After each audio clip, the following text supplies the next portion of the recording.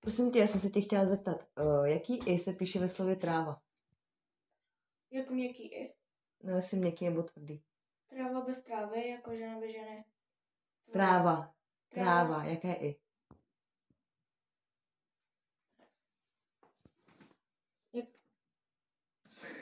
Jako, Ne, na to nekoukej. Jaký i? Jaký Tvrdé i? nebo měkké? No, tvrdé nebo měkké ve slově tráva?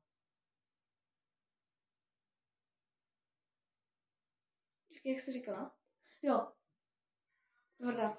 Tvrdé? Tráva to Ne. bez trávy, jako žena bez ženy. Tráva, jaké i? Tvrdé?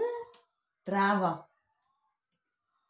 Tráva bez trávy, prostě. Ne tráva bez trávy, tráva, jaké i?